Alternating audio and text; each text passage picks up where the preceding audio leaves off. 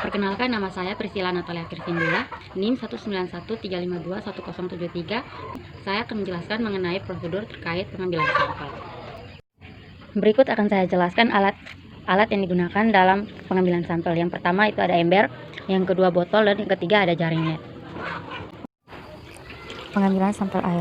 Pengambilan sampel air yang pertama diambil menggunakan ember untuk zooplankton dan fitoplankton.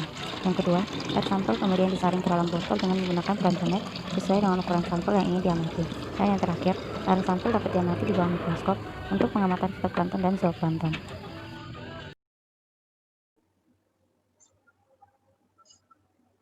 Perkenalkan, nama saya Imandri Trilokarnyana. Pada kesempatan kali ini saya akan menjelaskan prosedur terkait dengan pengukuran salinitas pada air.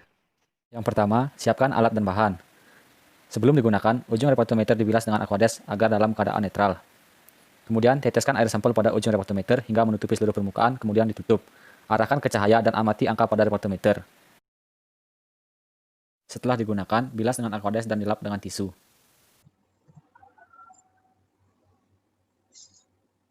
Perkenalkan, nama saya Gita Aprilia Samuel Panggabean dengan NIM 19135211005.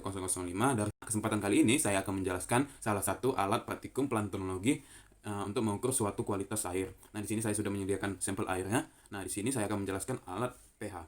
Di sini saya sudah menyediakan sampel air dan di sini juga saya sudah menyediakan alat ukur pH-nya. Fungsi pH-nya itu mengukur kadar pH, yaitu kadar keasamannya pada suatu cair pH yang terdiri dari elektroda probe pengukur yang terhubung ke sebuah alat elektronik yang mengukur dan menampilkan nilai pH-nya.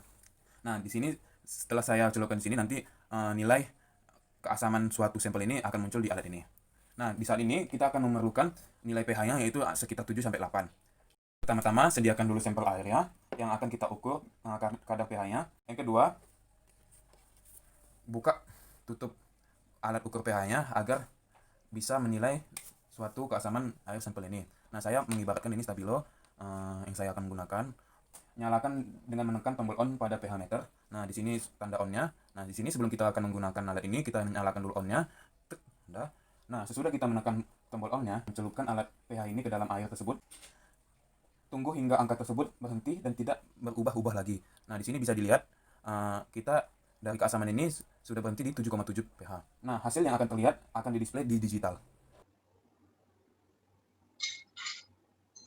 Pada kecerahan menggunakan secidis di mana alat tersebut untuk mengukur kecerahan air.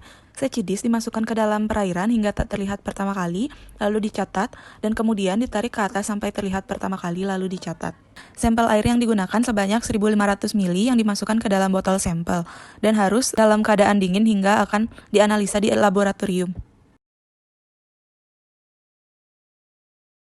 Perkenalkan, nama saya Jovita Larasati dengan NIM 19135211071. Pada kesempatan kali ini, saya akan menjelaskan mengenai tahapan pengamatan plankton. Nah, untuk pengamatan plankton, kita akan membutuhkan yang pertama yaitu botol sampel yang telah berisikan air sampel plankton.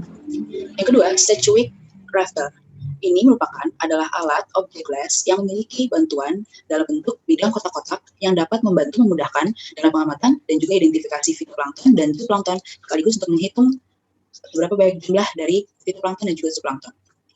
Dan yang terakhir, kita membutuhkan mikroskop untuk melakukan pengamatan pada zooplankton. Setelah semua alat dan bahan telah terkumpul, maka kita dapat melakukan pengamatan plankton. Di sini sudah tersajikan video bagaimana melakukan tahapan dan proses pada pengamatan plankton. Yang pertama di sini ada centric rafter, yang dimana kita butuhkan sebagai wadah untuk melakukan pengamatan pada plankton. Pertama dilakukan dengan pembersihan centric rafter menggunakan aquades. Pastikan centric rafter dibersihkan secara merata. Setelah itu centric rafter kita isi dengan 1 ml air dari botol sampel yang telah berisikan plankton. Penutupnya segera kita tutup dan pastikan tidak ada gelembung di dalamnya. Setelah botol sampel telah dimasukkan, maka taruh di bawah mikroskop. Ini merupakan hasil dari fitoplankton. Dan yang kedua, ini hasil dari zooplankton yang didapatkan dari botol sampel perairan.